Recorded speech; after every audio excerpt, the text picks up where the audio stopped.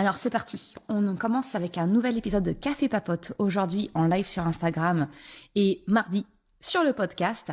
Je voulais te partager un petit peu aujourd'hui ma réflexion autour de, tu sais, de cette histoire d'uniforme, ce test qui va y avoir lieu pour tenter de mettre en place des uniformes dans l'école dont le but c'est vraiment de chercher à lisser les inégalités entre les enfants. Potentiellement, je pense que l'idée qu'il peut y avoir derrière, c'est de limiter les raisons de harcèlement, on va dire, hein, voilà, entre ceux qui ont des vêtements de marque et d'autres pas, ce genre de choses, tu vois. Après, qu'on soit pour ou contre l'uniforme, j'ai envie de te dire, c'est pas vraiment l'objet de la discussion, de la réflexion que j'ai et la discussion que je te propose aujourd'hui. Si tu es en live, que tu me rejoins maintenant, que tu as des questions, des remarques, vraiment le but, c'est pas que je parle toute seule, c'est vraiment le but du live, c'est vraiment d'avoir un échange avec toi si tu es disponible. Mon raisonnement par rapport à ma réflexion par rapport à cette histoire d'uniforme, ils ont dévoilé il y a quelques jours de ça à quoi pourrait ressembler le projet d'uniforme. Et ça commence dès la maternelle. Ils proposent un uniforme dès la maternelle. Alors ça déjà ça me questionne un petit peu. Et puis jusqu'au lycée. Et je sais pas si tu as vu à quoi ça ressemblait cet uniforme. Mais qu'est-ce que c'est triste, morne, fade. Alors, pour les élèves en maternelle, en gros, c'est un sweat gris clair et un pantalon anthracite. Et pour les élèves à partir de l'élémentaire jusqu'au lycée, de ce que j'ai compris, ce serait un pantalon couleur anthracite, un polo qui serait gris ou blanc, et puis un pull, je crois, bleu marine. Alors, ok, dans le genre, dans le genre fadouille triste. On peut pas faire mieux, il y a aucune couleur. Enfin, du bleu marine, c'est une couleur très très neutre, proche du noir. Il y a vraiment rien. Il y a rien de vivant en fait, j'ai envie de te dire. Et je sais pas si tu avais écouté cet épisode sur le podcast S'élever en même temps que son enfant.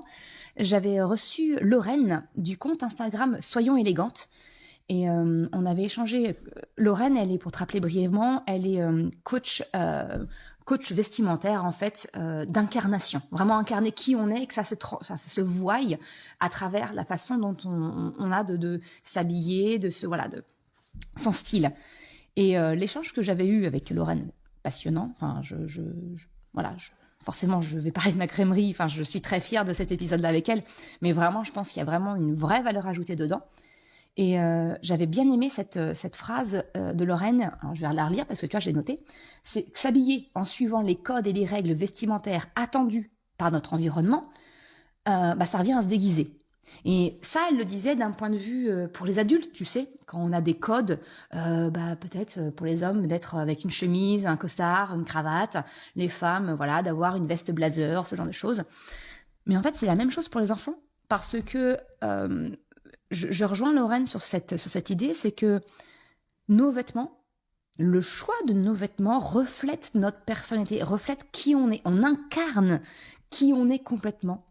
Et elle avait mentionné le fait que que les couleurs sont très importantes, notamment chez les enfants, chez les jeunes enfants, maternels, élémentaires. Parce que c'est vraiment un signe de vie. Ils vont faire des premières expériences comme ça de matcher les couleurs, de qu'est-ce qui correspond, peut-être qu'est-ce qui correspond moins. Je sais pas, regarde ton enfant, pose-lui la question, quelle est sa couleur préférée? Les enfants, ils ont très rapidement comme ça des couleurs auxquelles ils accrochent plus, tu vois. Je veux dire un exemple, Krapopoulos, il est dans sa phase rouge. Voilà, il est dans le rouge à fond. Et le problème que je vois, au-delà, encore une fois, de l'avis qu'on peut avoir ou non sur les avantages, inconvénients de proposer un uniforme à l'école, c'est que les uniformes tels qu'ils ont été proposés, tels qu'il semblerait qu'ils se dirigent, mais ça ne permet pas du tout aux enfants de comprendre, de s'approprier les couleurs, de vraiment faire transpirer leur... transparaître, c'est plus joli, leur personnalité à travers leurs vêtements. Et ça éteint toute la joie, j'ai envie de te dire, quelque part de l'enfance. Enfin, du gris clair et du gris anthracite, on vient éteindre l'énergie infantile. Je vais pas te refaire l'épisode que j'ai eu avec Lorraine. Vraiment, je t'encourage vraiment à aller l'écouter. C'est l'épisode 93 du podcast. Je mettrai le lien ensuite dans la description. Comme ça, tu auras moyen d'y retourner si ça t'intéresse. Mais je me questionne énormément quand même sur ce projet de vouloir créer des uniformes. Je comprends les avantages. Il n'y a pas de problème. Il n'est pas question de dire les uniformes c'est bien ou c'est mal. Je suis personne pour voilà, j'ai mon avis à moi, mais je ne suis personne pour imposer mon avis, on va dire. Mais par contre, je me questionne sur l'image qu'on renvoie aux enfants, leur retirer comme ça la possibilité de s'exprimer. Il y a dans d'autres pays, il y a des uniformes qui existent pour les enfants, et pour autant, il y a toujours une touche de couleur, tu remarqueras. Les petits Anglais ou autres, tu vois, sur leur blazer, il y a une touche de vert. Tu vois, il y a quelque chose qui est apporté quelque part. Là, moi je suis désolée, hein, je bloque sur gris clair pour de la maternelle. Par rapport aux avantages que je peux voir d'un potentiel uniforme à l'école, je peux comprendre, tu sais, à arriver au collège, lycée, on va commencer à vouloir refléter notre personnalité par des marques, ce genre de choses, tu vois. Donc je peux éventuellement comprendre l'intérêt là, si tu veux, mais et surtout que c'est à un âge où on est en train, l'adolescence, on est vraiment en train de se rechercher, trouver qui on est, de vouloir le plus possible se fondre dans la masse pour pas se faire remarquer en tout cas de trop et pour pas attirer les regards. Et c'est ce que Lorraine, encore une fois, elle partageait dans l'épisode, c'est que c'est à cet âge-là où on va se tourner vers le noir. Parce qu'elle expliquait que le noir est une couleur de transformation. Donc ça me choque moins, si tu veux, quand on parle de collégiens ou de lycéens. Mais par rapport au fait de proposer des uniformes pour des maternelles et des enfants en classe élémentaire, j'ai plus de mal. J'ai plus de mal. Que ce soit, si tu veux, je sais plus dans quel pays, mais c'est vrai, ils ont des blouses, si tu veux. Donc, parce qu'ils ont des travaux manuels ou autres. Donc, l'uniforme, finalement, c'est une blouse qu'on met par-dessus ses propres habits. Éventuellement, je peux le comprendre. Mais vraiment, faire en sorte que l'enfant porte un vêtement toute la journée, 4 jours par semaine, donc c'est-à-dire plus de la moitié de son temps, il doit, entre guillemets, quelque part, se déguiser pour correspondre à ce que l'école va lui demander. Ça me pose vraiment question, ça me pose problème. Tu l'auras compris que je suis pas spécialement pour, forcément, je suis pas objective dans mon partage, mais ça m'interroge en fait, vraiment. Et puis, je sais pas, enfin, t'es comme moi, tes parents, tu connais la galère que ça peut être le matin de faire en sorte que ton enfant s'habille.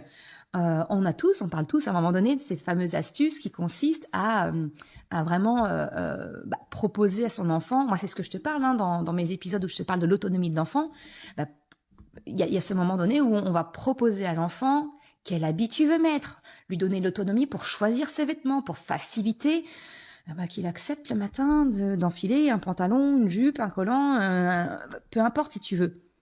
Mais alors si en plus on doit se battre pour que notre enfant mette un uniforme dans lequel peut-être il se reconnaîtra pas, il n'aimera pas, ça va être compliqué quand même. Ça va pas nous arranger le quotidien du matin pour ensuite être à 8h20 au portail de l'école pour le déposer avant la fermeture à 8h30. Sincèrement, ça me questionne. Je sais pas ce que tu en penses. Je serais très heureuse de pouvoir en échanger avec toi. Alors, soit en live, si tu es sur Instagram avec moi actuellement, ou même, tu m'envoies un MP, tu m'envoies un mail si tu m'écoutes ensuite sur le podcast. Ce sera avec grand plaisir qu'on pourra échanger sur le sujet. Mais voilà un petit peu mon interrogation, on va dire, ma consternation face à cette proposition d'uniforme qui va, de ce qu'ils annoncent, ils parlent de 200 € du trousseau complet, alors qu'il ne sera pas à la charge a priori du parent. j'ai envie de te dire, ouf, mais qui sera payé entre les collectivités et l'État. Moi, j'ai envie de te dire, peut-être que ces 200 € de budget pourraient peut-être être placés ailleurs, parce que l'éducation, l'école publique souffre énormément. Je vais pas te rappeler en plus les casseroles qu'a notre ministre actuel, qui est à mi-temps sur le dossier école. Franchement, il y a quand même peut-être mieux à faire, non? Enfin, je sais pas. Et peut-être revaloriser le salaire des profs, peut-être leur donner les moyens de se former et de se mettre à jour. Et je sais pas, il y a peut-être autre chose à faire que de vouloir créer des petits enfants moutons qui se ressemblent tous, qui ont la même. Voilà, voilà, t'auras compris, hein, je veux vraiment être le plus neutre possible, mais je peux pas être objective sur le sujet. Donc en tout cas, c'était un peu la réflexion que j'avais sur cette histoire d'uniforme à l'école dès la maternelle. Eh ben écoute, voilà ce que je voulais te partager aujourd'hui dans ce live Café Papote. Encore une fois, mon but, c'est pas de convaincre qui que ce soit, bien au contraire, mais juste de proposer peut-être une vision différente, une façon de voir les choses, et puis te la proposer comme ça pour te permettre de te faire ta propre opinion, parce que c'est ça qui est le plus important. Je te souhaite une excellente après-midi et je te dis à très bientôt. Ciao!